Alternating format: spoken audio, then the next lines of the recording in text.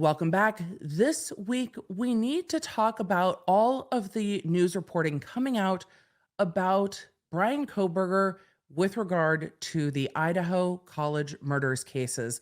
There has been a lot of media reporting, and some of it I've got questions about. Some of it, when you look at the headlines, might skew it in a totally different direction. Some of it's coming from sources, even though there's this non dissemination order, and that non dissemination order is still up on writ.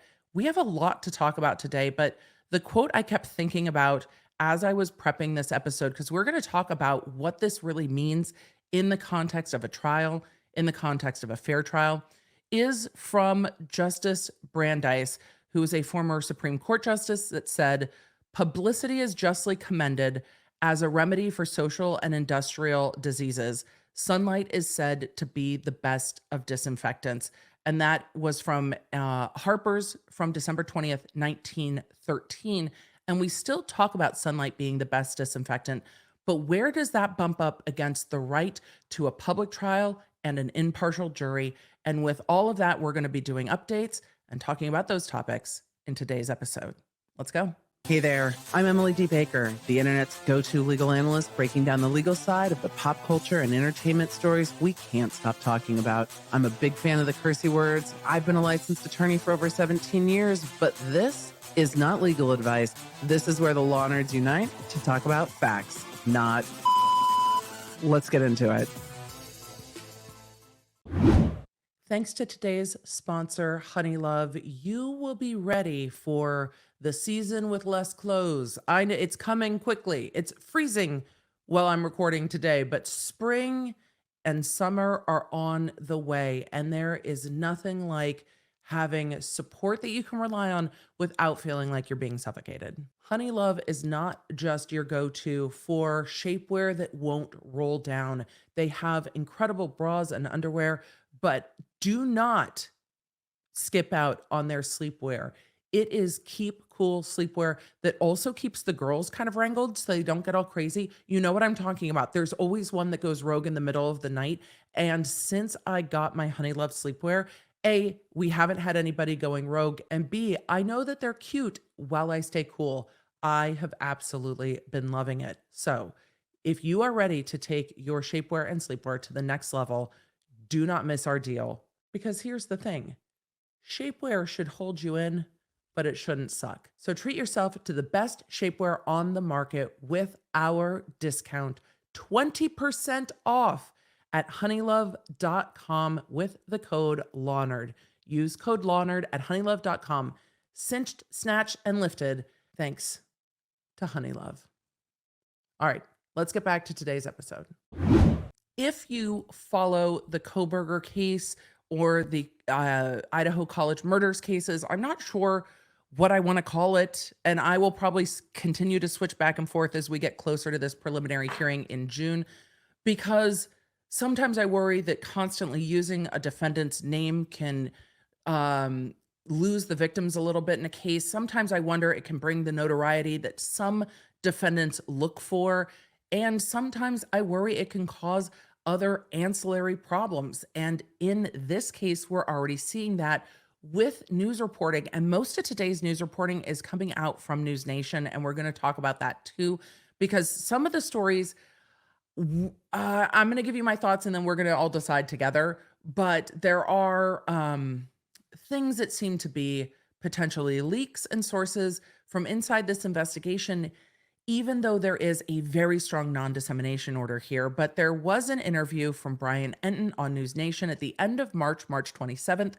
that Bryan Kohberger's sisters had both lost their jobs because of their connection to Bryan Kohberger. Bryan Kohberger is accused of a crime. He has not been convicted in a court of law, at least. I mean, the court of public opinion, we'll see, but he has not been convicted in a court of law. And for his families to have to deal with kind of ancillary repercussions due to the publicity of the case causes me a tremendous amount of concern.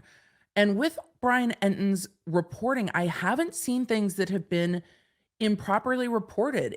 I have not seen this stated otherwise anywhere else.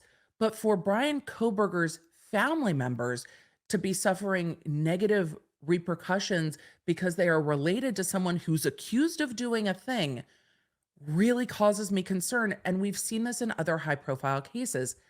It causes me a lot of concern, which when we talk about the gag orders, who are they designed to protect? Here, it's the defendant and the defendant's Sixth Amendment right, because you have a right to a public trial, but you also have a right to an impartial jury. And at some point, where are the boundaries of finding one?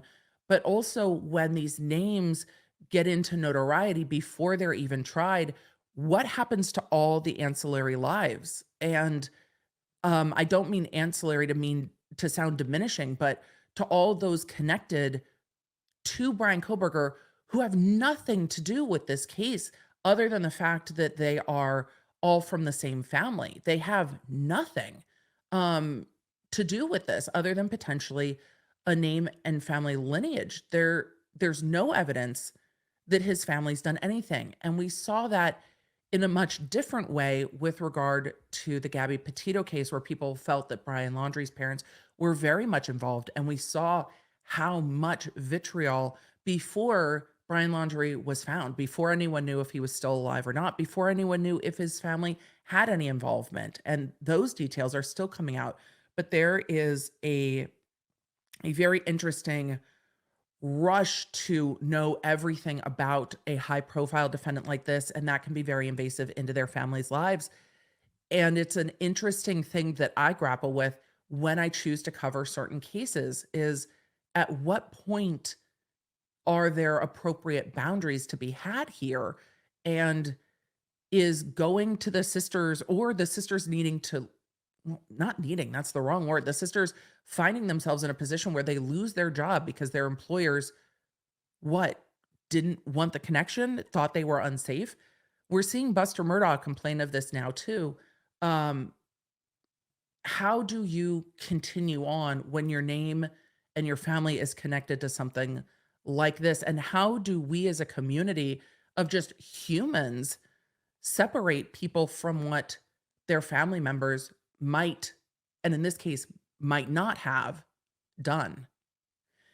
And that's an interesting question that kind of hovers over this episode for me today is where are these boundaries and where do we as kind of a community fall into that? Where does discussing cases like this fall in? I think, especially with criminal cases, bringing it to light and making sure that our justice system is working equally and equitably is absolutely needed, guaranteed, and enshrined in our Constitution. But also making sure that those connected aren't feeling and aren't put at risk by their connection through no fault of their own. They didn't do anything. They're not co-conspirators, right? So I want to hear a lot from you in this episode, in the YouTube comments when it premieres, in the comments afterwards. Where do we go with this? And are we going to see more non-dissemination orders like we're seeing from this judge to try to preserve some boundaries with what is evidence in court and what is mere rumor and speculation? Where are the facts in this case right now? And where is the fiction in it? Like, where is the fuckery in this case? And I think today I really want to dive in to parsing that out and telling you how I start to parse that out and what I start to look for. The story about Kohberger's sisters really just made me sad, and I didn't see it directly quoted from them. It was a news report from Brian Enton on News Nation. And I will link all of the news reports below. And they were talking with the daughter of the BTK killer about what her experience was like in reporting this news. And this seemed to be from a direct source in the way Brian Enton was reporting it. And there's been nothing to dispel it, but we also didn't see direct quotes from Kohberger's sister or sisters. All of the other reports about it cited back to that one report. And that's true with most of the things I'm covering today seem to all be coming out of News Nation and vague sources, but not much going back to it. There are tons of articles on the topics we're covering today. We're going to look at whether or not Bryan Kohberger is being investigated for other similar crimes. Have you heard this? And then we're going to talk about whether IDs of the victims were found in the search warrants. And we're going to talk about that today too. But all of these reports are coming from one news agency, and I'm not seeing any direct quotes, and I'm not seeing any police confirmation. And the question that leaves me with now is the gag order or is the non-dissemination order helping Bryan's case or hurting Bryan's case? In a previous episode, I covered the writ that is being taken by numerous media outlets, and I named them all. I'm not going to do it again, but it's the AP and on and on and on, right? The Seattle Times and a bunch of others that want more access to the attorneys for the victim families and other things. Like they're asking really for due process, saying, hey, the court didn't hold a hearing. We weren't given a voice. Everything's been locked down. This non-dissemination order makes it hard to talk to anyone. But when stories are coming out like the ones we're covering today, and the police cannot confirm or deny, does it make it worse for you? Because when you're looking at some of these headlines as a public, isn't it making it worse if what we have are headlines like, Bryan Kohberger victim ID found in search and stuff like this? Isn't that making it seem that there is this smoking piece of evidence that is going to connect him to these murders? And is it verified or is it not verified? And how do we parse information like that when you're seeing headline after headline after headline? And I went through all of these headlines and they all just cite back to the News Nation articles. So a News Nation says source, but we don't know who the source is. And so it's hard for me to talk about these as anything more at this point than speculation. And I guess we will learn down the road if these sources had verifiable information or not. But I've seen so many headlines and I've been asked so much about it that I want to make sure that we are clear on how we navigate all this information coming out about this case. Because really, this case should have been quiet after the last court hearing. And other than the writ, there's not much to do except go through the court documents that we went through a few episodes ago, where we talked about all of the new documents seeking social media handles and social media data, all those search warrants. But other than what's in the court documents, I was not expecting to see this much reporting.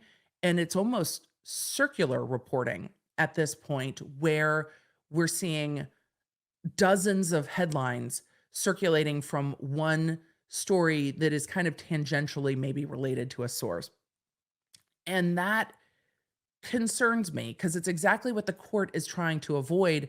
And does this put an impartial jury at risk because there are things out there? If you hear that these, ID cards of a victim or of someone in the house, and I've seen the headlines both ways, was found on Bryan Kohberger, what does that make you think immediately if you just see that headline? And if you see, Kohberger being investigated for other cases, what does that make you think immediately? And then how do you put that out of your mind if it's disproven later? And if it is disproven later, how do you even know if it is? So when I go through stories like this, and as I said, we're going to go through them today because there is some good information that we're going to talk about. And there are some things that are tied to fact that we can verify. And hopefully talking through how I start to look at things will help. With all of the articles I went through, and I went through quite a lot putting together today's episode, I tried to find where the source was coming from. So who is being quoted and who is giving the source? And all the articles went back to News Nation. So I just went to all the News Nation articles. and then started to look at how carefully the language was being navigated and parsed, and then looking to see if it was quoting a source, a primary source, someone in the investigation, someone who can give comment, but with the non-dissemination order, no one's supposed to be giving comment. So, how are we getting this information? Where is it coming from and why? And so, those are the things that are running through my mind as I'm going through these stories with y'all.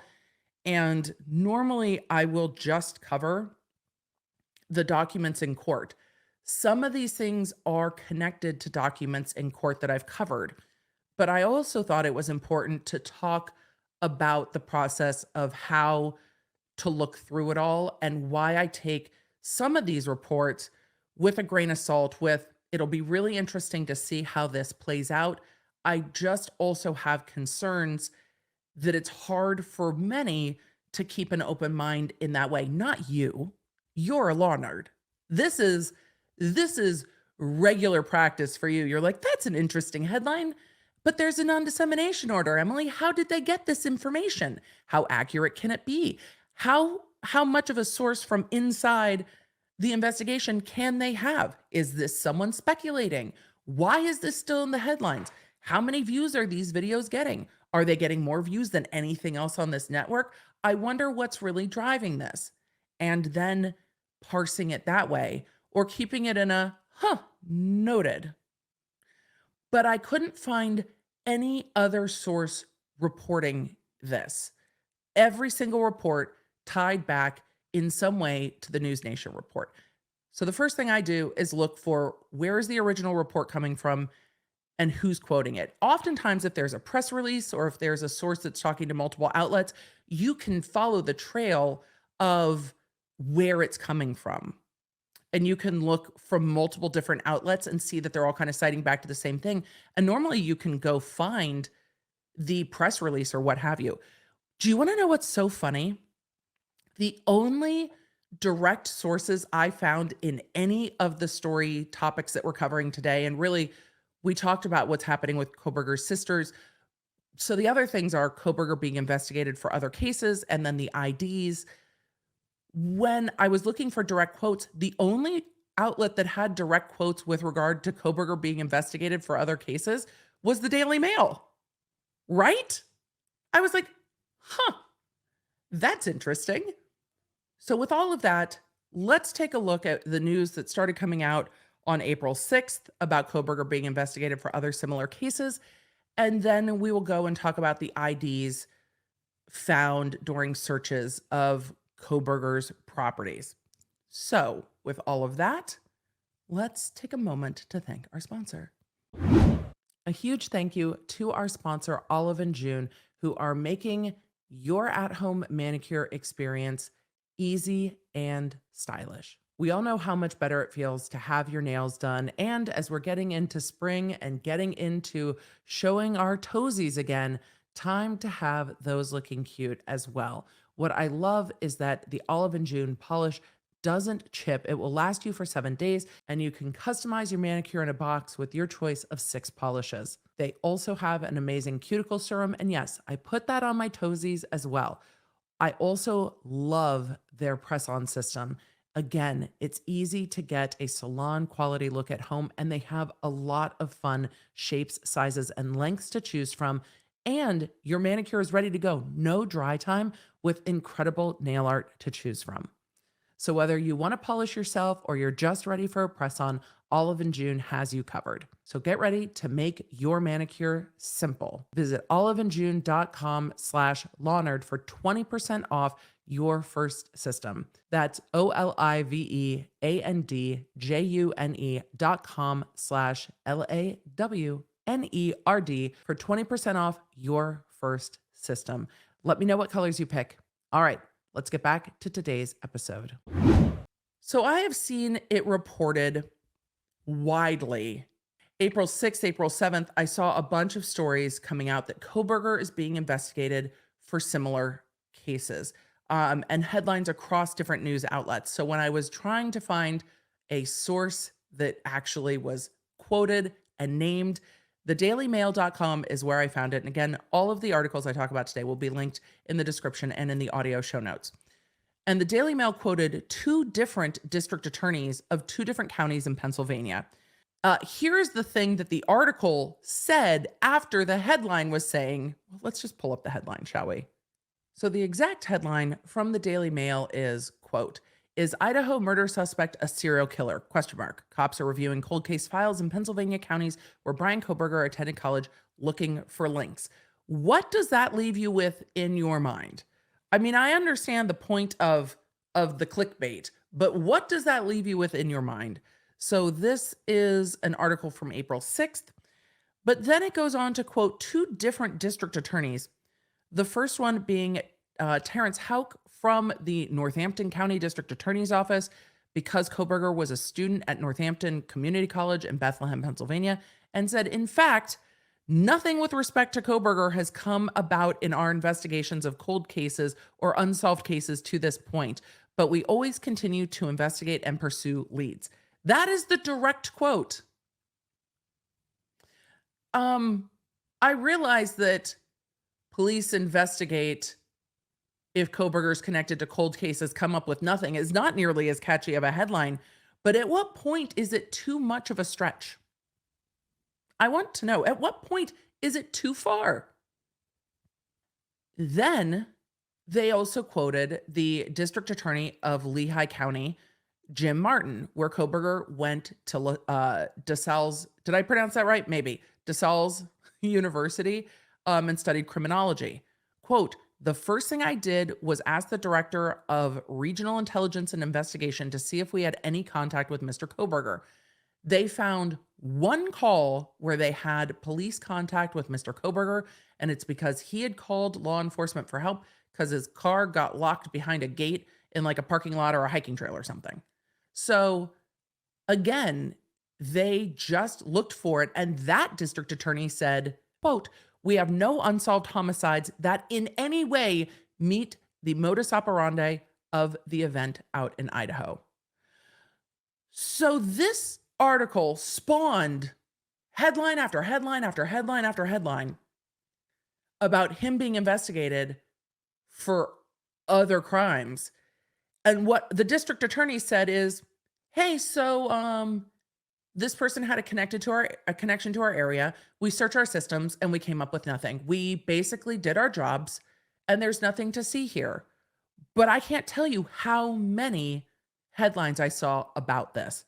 And maybe that's where my frustration is that, you add the question mark, is Idaho murder suspect a serial killer? Question mark. Well, the answer is in these two counties, they've come up with absolutely nothing. And they continue to follow leads in their unsolved cases because that is their job.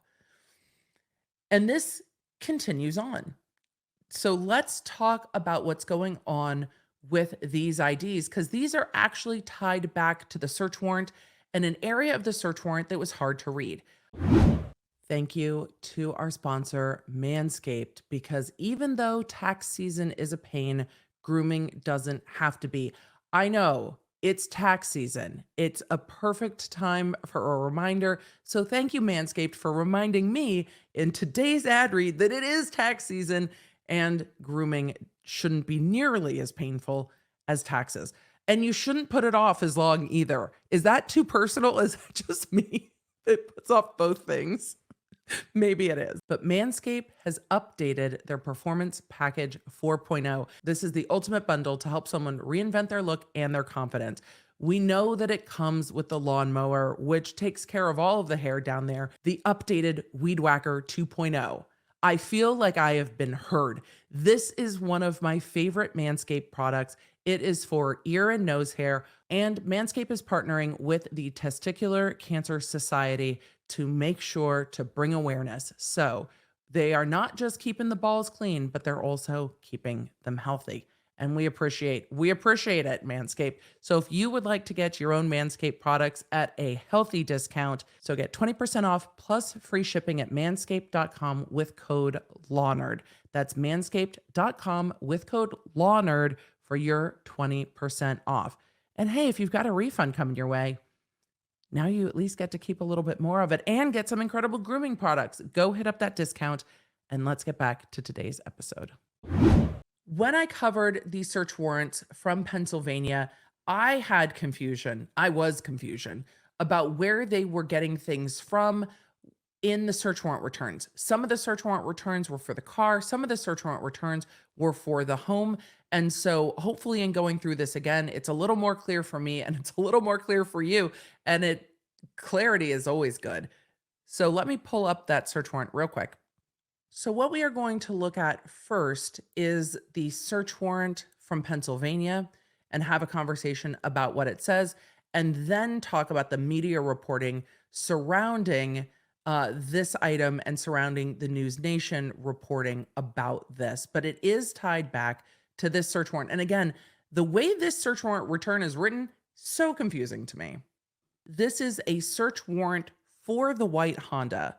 But then some of the search warrant return is for the Honda or the white, yes, the white Hyundai, apologies, the white Hyundai Elantra.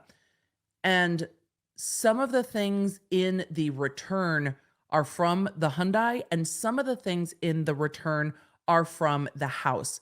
And I don't know if when these got scanned, they got combined, because there is another search warrant for the house. So there was a search warrant for each.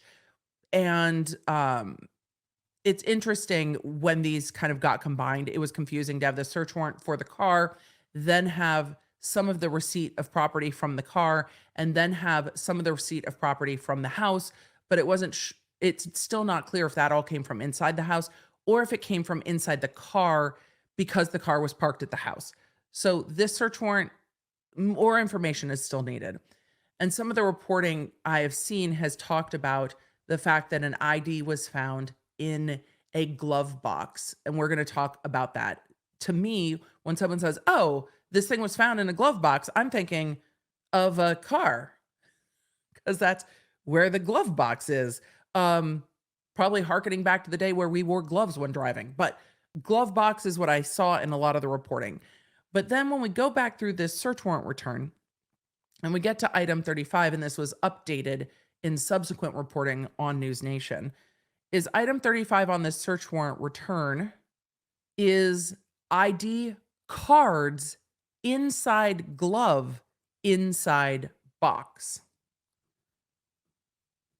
So not a glove box, but ID cards inside glove, inside box. So the initial reporting was talking about a glove box. The subsequent reporting was talking about inside a glove, inside a box. This search warrant return is a little hard to read, but it looks like it says ID cards, not ID card. So make of that what you will. So it is a box with a glove, and inside the glove, there is an ID card. Of other things that were found during this search warrant that we have already talked about, we have talked about other IDs and other things connecting Kohberger to this car. We talked about the shop vac and the rest of it. It is still not completely clear to me from all of this search warrant return if the things came from all inside the car or some inside the house. So with that, let's talk about some of the reporting on this. There was reporting on April 7th and then again on April 9th. The April 7th reporting said an ID connected to someone from the home was found during a search of one of Bryan Kohberger's residents. So at that point, when we had April 7th reporting, it said that the police would not officially confirm details of the license due to a gag order in the case. Officially. So even the languaging in the article says, well, did the police confirm it unofficially outside of the gag order? And they said that there is also evidence of cyberstalking by Kohberger in regard to one of the victims from the home. And they cited a source. No name, not whether it was a law enforcement source, because again, there is a non-dissemination order. But when these kind of details are being reported and widely reported, it's really difficult for me when there's no law enforcement confirmation or not.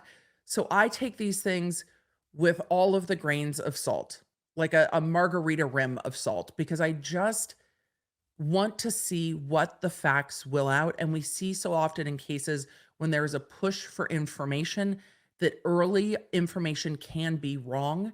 And I don't want to see down the road people going, but wait, there was this thing. If it doesn't come up in court, to me, it doesn't exist in the case that's going to be presented to the jury. And I just don't know if if this will be. So there has been reporting on whether or not there was evidence on a cell phone of cyberstalking, and then a ID connected to someone at the home. So not necessarily a victim. That reporting changed a bit on April 9th when it got a little more a little more precise in language, which is their headline is ID from Idaho killings found in glove inside box. So again, do they mean from one of the victims, or do they mean an ID just from someone in the house? And this is coming from one of their correspondents who is a former FBI agent. This is now starting to be referred to amongst the media as kind of the smoking ID. And if this is an ID of someone from inside the house, again, it ties Bryan Kohberger to being inside the house. The way that the knife sheath that presumably has his DNA on the button will tie him to being inside of the house. An ID ties him to being inside of the house closer in time, depending on the condition of the ID, because if that ID is never reported stolen or gone, it very much looks like he was in the house, right? That's why this type of evidence is very interesting. So the quote from Jennifer Coffinander, I hope I said that right, is, "We know the ID was supposedly found in a box in the house inside a glove at his parents' home," which is very interesting because it would seem as if he was keeping it a secret or hiding the IDs that were listed. There is no explanation. Honestly, there is nothing to explain how or why he would have this ID with him unless he was involved. The report goes on to say that it's not clear which ID was taken. And again, it looked to me like it said ID cards, so it might be multiple. And she's not certain it belonged to a victim. She noted that most people don't keep IDs hidden in gloves. Well, I think it's fair that people don't keep IDs in gloves and boxes in their parents' house. I think that's a fair assessment. And we do see that tied to the search warrant. Whose IDs they are, though, is not confirmed anywhere outside of a correspondent on News Nation saying that a source said that these IDs are connected to the quadruple homicide. The quote is, quote, "When we found this information and it was revealed to us from the source, the first question was, is there an inventory of it on the search warrant return? And if you go to the search warrant return, sure enough, there are these IDs that were concealed in a glove in a box." Now, this is just unusual. Most people don't keep IDs hidden in this fashion. So to me, it's something that certainly corroborated the source information and seemed suspect from the beginning. I will say, though, vis-a-vis the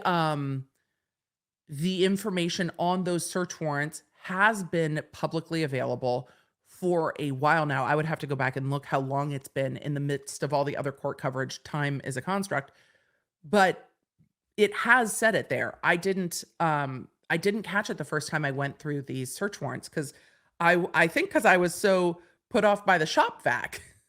I was like, there's a shop vac and a bunch of destroyed technology. What's that about? I wanted to know the condition of the technology. Did it look like somebody took a hammer to it? Was it just not functioning? Did it have water on it? That's where my brain went.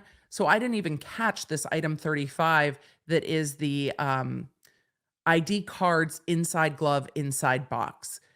It's a very interesting place to have ID cards.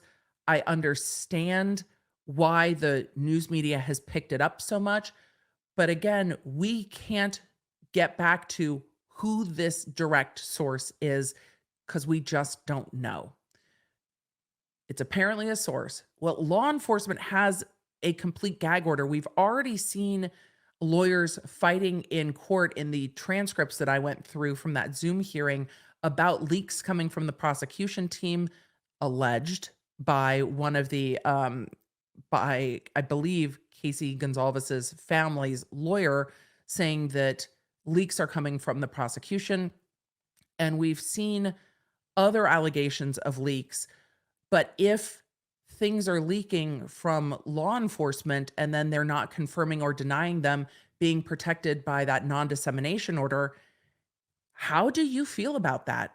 Is that using the non dissemination order as both a sword and a shield? Hey, this information's getting leaked. If this is true, can you imagine sitting on that jury being like, well, there's a sheath with DNA laying in a bed with one of the victims. And then there's footprints, and then there's somebody described that generally matches his description. I mean, height wise and frame wise. And then he has in Pennsylvania, on the other side of the country, hidden inside a glove, hidden inside a box, hidden in his parents' home, IDs from people in the house. How does that make you feel about the state of the evidence against Bryan Kohberger? And could you put that information out of your mind if you had seen these headlines, if you're going to then be on this jury?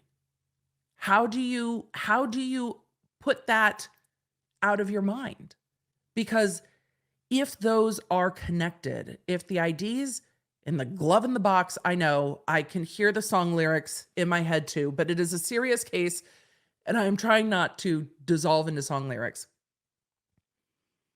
But if those are IDs from people that lived at the house, what does your defense attorney say in court to explain that?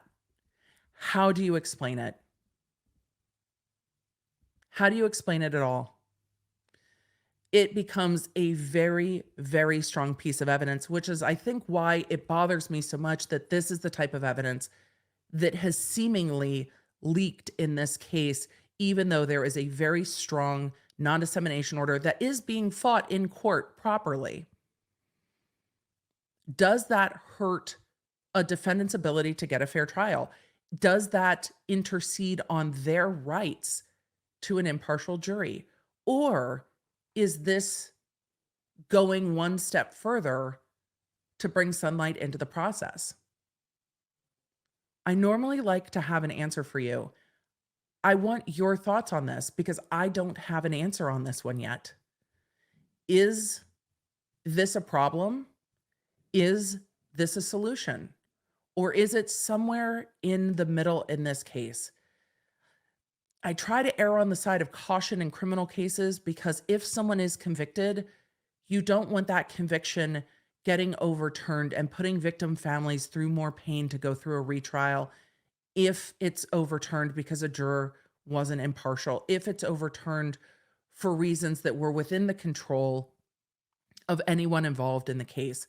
You never want that. You want to protect convictions and you want to protect the constitutional rights of a defendant.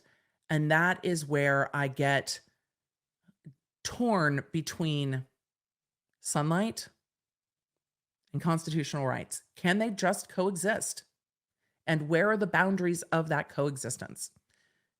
As we cover cases like this on the channel and as I talk about them in the podcast, it's something we're going to continue to talk about because I am fascinated by it. And I think it's something that we all need to consider as we're looking at news media covering these cases. And it's different for me when the cases are in trial. When we're watching them, the evidence is coming in, the jury's been selected. It's a bit different than pre-trial and pre-preliminary hearing publicity, especially with how long we have to go in a case like this before it even gets to trial. But hopefully we won't see much more coming out about this case, or maybe we will. Let me know how you feel about it until the preliminary hearing in June that I will be covering. In whatever way the court allows it to be covered, I will be covering it. But I really saw a lot of questions about the information that's been coming out, and I had questions about it too. where are the sources, who are the sources, and where are all these stories coming from? And they're all really coming from one place. And that makes me take it with a little bit of a grain of salt. But if those IDs were found and they belonged, IDs were found, whose they are, we will see. IDs were found. If those IDs belong to people, if they belong to anyone that was living in that house, connected with that house, I think that's going to be a real hard thing for the defense to overcome in this case. So with all of that, thank you for being here. Thank you for being a law nerd. Thank you for hanging with me through today's episode where we kind of talked about, well, how we talk about things. Let me know how you liked this episode. And of course, let me know your thoughts on this case. We've got a long way to go. And I will talk to you soon. So with that, raise a glass. May your Wi-Fi be strong. Wait, I forgot. What was I going to say? May your Wi-Fi be strong.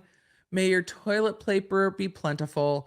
May your children not have eaten all of your Cadbury cream eggs.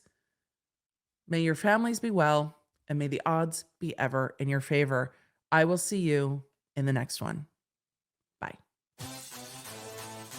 You can find all the Law Nerd goodies at lawnerdshop.com. Connect with me on social media at The Emily D. Baker. And don't forget to check out my podcasts, The Emily Show, and the new podcast, Quick Bits, summarizing everything I talk about on my Tuesday and Thursday live streams. You know, when you only have time for just the quick bits.